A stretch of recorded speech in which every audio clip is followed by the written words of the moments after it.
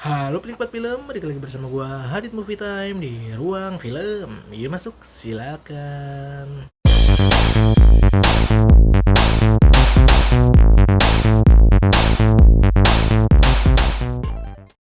Oke penikmat film, kali ini gua akan kembali membuat konten daftar film terbaru yang akan rilis di tahun yang baru juga nih. Kita mulai dari bulan Januari lagi ya. Seperti biasa nih, gua akan mengupdate daftar film terbaru di setiap bulannya. Kali ini kita mulai lagi dari bulan Januari di tahun yang baru 2023. Dan seperti biasa gue akan membagi video ini menjadi dua part.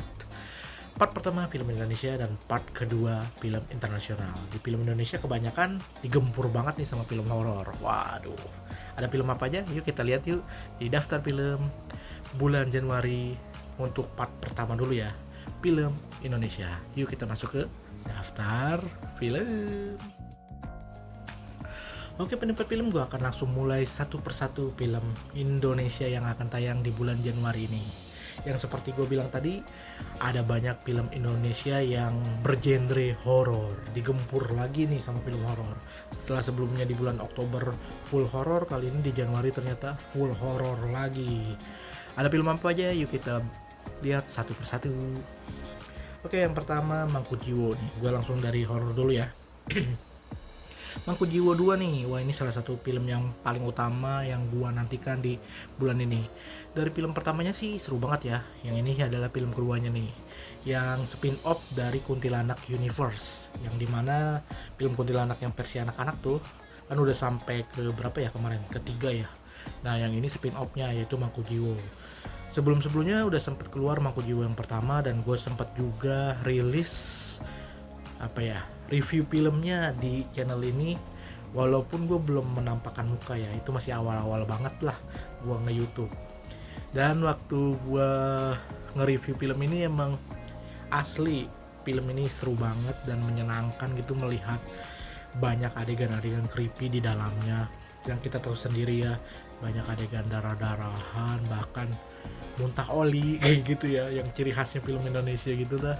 Tapi ini asli ya, gue lihat dari trailernya juga seru banget ya, kayaknya akan ngebahas kepada kayak model persembahan kepada si kuntilanaknya itu loh, kayak sebagai tumbalnya itu, yang biar si kuntilanaknya bangkit agar mencari kekayaan atau tahta mungkin ya di situ ya, bukan kekayaan, lebih ke jabatan gitu ya, jadi kejayaan yang abadi gitu istilahnya. Wah, gue lihat dari trailernya sih oke punya.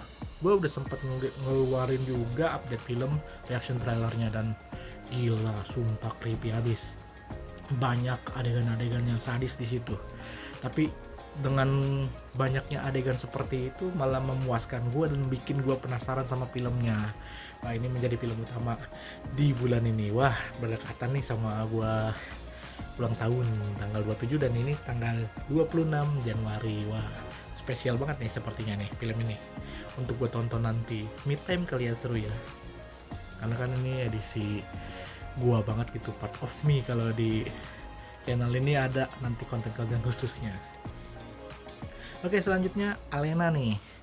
Alena Anak Ratu Iblis. Ini tayang di awal bulan atau awal tahun lah ya, bisa dikatakan 5 Januari. Nah, ini ya pas gue lihat trailernya sih efeknya menggelegar ya, kisah tentang anak iblis gitulah, tapi ada unsur-unsur dajalnya juga. Tapi gila sih, secara idenya itu liar banget.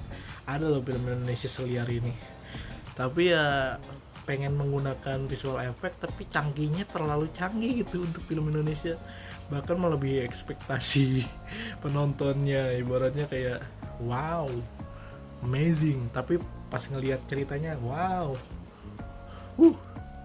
lebih baik tertawa. Enggak, sorry, bukan meledek filmnya, tapi ya kalau menurut gue ini bukan tipe film gue lah hitungannya. Tapi dari kalau penontonnya suka sih, bisalah cek trailernya di Alena Anak Ratu Iblis. Kemungkinan setelah gue upload video ini akan segera tayang juga ya filmnya, karena di awal tahun banget nih jatuhnya, awal bulan malah jatuhnya.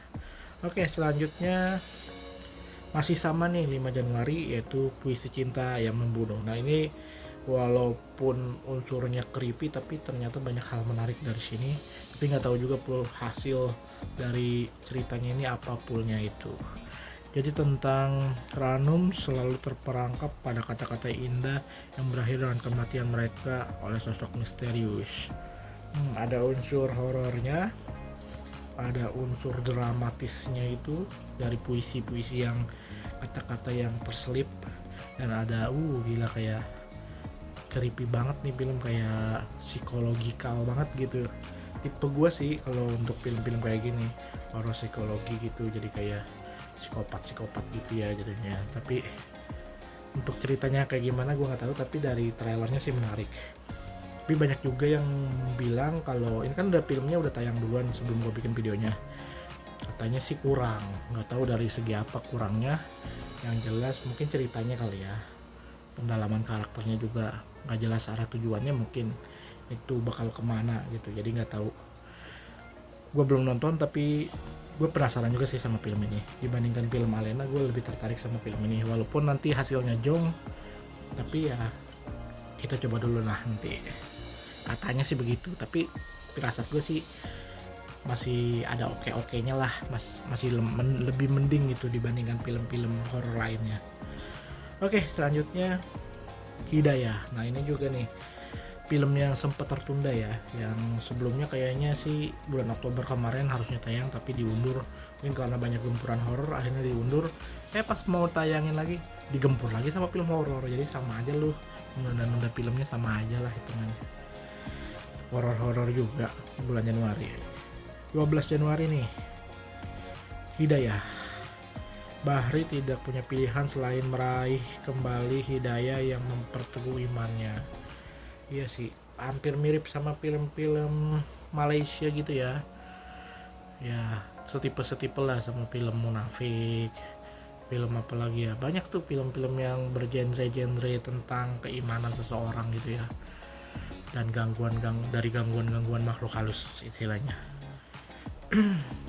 Menarik sih kalau dilihat dari trailernya ya. Tapi waktu itu kan dia disandingkan sama film Kodrat waktu di bulan Oktober, tapi pas diundur akhirnya dia berbarengan sama film horor yang lain yang menurut gue sih head to headnya lebih menang dia nih, yaitu film selanjutnya, yaitu Anak Titipan Setan.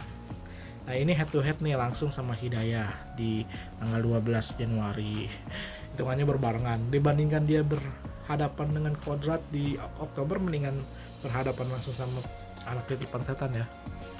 Bercerita tentang pengikut ritual pesugihan yang mengangkat perjanjian dengan iblis Jaran Penoleh. Wah, jadi setannya tuh kayak berbentuk kuda ya kalau nggak salah ya. Ya kayak Jaran Penoleh lah. Kayak ibaratnya nih salah satu ajian-ajian gitu dah. Ya ada unsur-unsur budayanya sebenarnya, cuman ya gua nggak tertarik lah pas dilihat dari trailernya. Dan penuh warna merah ya, color gradingnya merah banget gitu. Nggak tahu lah ini film kayak gimana, yang pasti gua nggak tertarik. Kalau Hidayah oke sih, masih bisa dipertimbangkan lah. Oke, selanjutnya Autobiografi. Nah ini sebenarnya film udah lama banget tayang di berbagai festival dan juga sempat masuk FFI walaupun nggak menang ya di beberapa kategori, tapi ada beberapa lah yang dapat lumayan. Nah film Autobiografi ini termaksud film drama yang menegangkan gitu loh, karena jatuhnya ini ada teror yang psikis gitu. Jadi ibaratnya si orangnya ini, tokoh utamanya ini akan menjadi salah satu kaki tangan orang yang bisa dikatakan pembunuh berdarah dingin, semacam Sambo mungkin ya kalau di dunia nyatanya. Tapi jatuhnya ini menceritakan tentang Rakib bekerja sebagai asisten pensiunan Jenderal Purna yang menjalankan kampanye untuk menjadi wali kota. Nah, jadi ambisi dia menjadi wali kotanya ini yang akan membuat dia berani melakukan apapun. Ya, ketika disuruh nembak ya dia bakal nembak itu si asisten atau ajudannya itu ya. Mirip ya, bisa mirip begitu ya. Tapi ini sebenarnya nggak ada tujuan ke arah kasus yang sekarang lagi viral ya. yang nggak kelar-kelar. Tapi yang jelas sih emang ini udah dibuat dari lama, jadi konsepnya sebelum kejadian yang kasus viral yang lagi dipersidangkan sekarang ya. Oke, selanjutnya ada Bayi Ajaib. Nah ini juga salah satu yang paling gua nantikan, film Vino Bastian. Di sini sih ketika melakukan perjanjian dengan iblis maka harus ada yang ditumbalkan. Kalau dari lihat trailernya sih kayaknya semacam dia melakukan apa ya? Bukan pesugihan sih, dia bertemu dengan dukun, lalu dia mencari kayak ramuan-ramuan atau bagaimana caranya dia menjadi kaya atau menjadi apa gitu si keluarganya ini. Namun ternyata ada yang ditumbalkan, yaitu anaknya sendiri, anak yang akan dilahirkan nanti gitu loh. Jadi dia sebenarnya sudah ada tanda-tanda bahwa si anak ini akan menjadi apa ya, media tempat si iblis itu bersemayam gitu loh. Jadi karena dia melakukan praktek dukun untuk apa sesuatu yang dia inginkan, akhirnya anaknya berubah menjadi pas lahir seperti bayi tapi kepalanya itu kakek-kakek ya atau orang tua, dan itu menyeramkan sekali contohnya. Dari filmnya sih sebenarnya udah tayang di film jadul, cuman diadaptasi ulang sekarang dari Falcone. Jadi Falcone udah banyak banget mengadaptasi film dari drama ataupun genre-genre lain, bahkan dari luar ya, kayak Miracle kemarin, Miracle in Cell Number 7 itu kan dari film Korea. Nah sekarang ini dari film Indonesia tapi film jadul diadaptasi ulang. Sebenarnya sih tinggal penambahan ceritanya aja, pengembangan ceritanya, tapi kalau untuk keseluruhan filmnya udah oke ya. Dari segi cerita juga bisa lah diulang dari yang dulu sampai yang sekarang dengan versi yang lebih baru tentunya ya. Entah itu diulang atau enggak atau ada pengembangan lainnya, yang jelas sih ini menarik ya, karena dari visualnya, dari pengambilan gambarnya, eksekusi filmnya itu juga meyakinkan gitu. Dari trailernya juga oke lah kalau menurut gue sih tertarik sama film ini dan bisa jadiin opsi utama juga untuk bulan ini. Oke, ada Balada Si Roy berikutnya yang akan head to head langsung dengan Bayi Ajaib di 19 Januari. Kehidupan remaja Roy dipenuhi dengan romansa, persahabatan, konflik, dan pengorbanan. Ya intinya ini film tentang ya drama sekolah lah, drama sekolah remaja yang baru pindah sekolah, lalu dia menemukan banyak hal tentu saja di dunia remajanya ini. Wah seru sih, ini kayak penerusnya Pino ya, si Abijar, cocok banget. Awalnya gue kira nih yang memerankan siapa, ternyata Abijar, anaknya almarhum Uje ya kalau nggak salah ya. Perawakannya oke punya ya, ini lebih oke dibandingkan drama-drama lainnya kalau menurut gua, karena dari segi penceritaan bagus, dari segi apa ya, eksekusi dan apa sih, si aktor itu memerankannya lebih maksimal kalau menurut gua di sini. Dan dengan gaya lifestyle-nya si Roy di karakter itu, jadi gua mengingatkan gua kepada Vino Bastian zaman dulu ya, yang memerankan karakter-karakter remaja gitu, versi berandalannya. Ya bisa jadi cocok lah dia jadi kayak generasi terbaru untuk drama gitu, drama remaja. Perawakannya oke punya, mantep. Aktingnya Abijar. Kita nantikan Balada Si Roy. Selanjutnya terakhir ada Gyum yang berhadapan langsung sama Mangku Jiwo yang tadi gue sebutin di awal.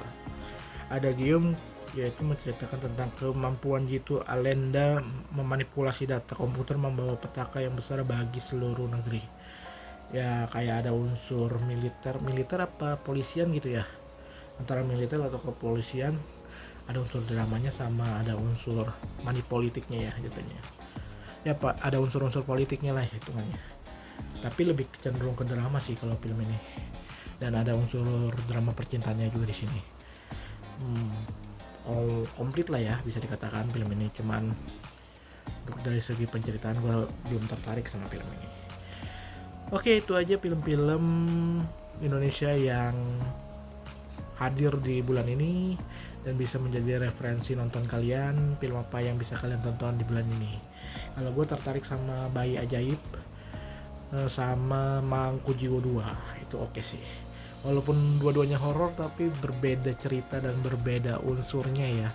Tapi dari keseluruhan sih dua-duanya itu gua banget gitu. dari tipenya gitu, tipe horornya. Terutama Mangku Jiwa sih.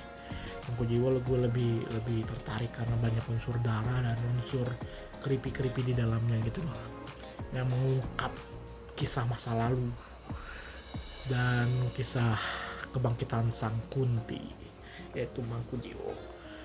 Oke, itu aja, mungkin kita lanjut lagi di part kedua film internasional yang akan hadir di bulan Januari ini. Oke, tonton terus konten-konten seru lainnya di Hadit Movie Time. Cek aja, banyak kategori menarik. Dan rencananya gue akan membuat konten baru, kategori baru, yaitu flash film dan juga BSF, yaitu box set film. Nanti gue ceritakan di episode-episode lainnya atau di konten-konten lainnya untuk membahas hal itu. Oke, kategori baru nanti akan segera muncul. Oke, terima kasih sudah menonton video ini sampai habis. Kita lanjut ke part 2 nanti ya. Jangan lupa subscribe. Terima kasih sudah menonton. Ditonton, enjoy movie ever. Enjoy movie ever.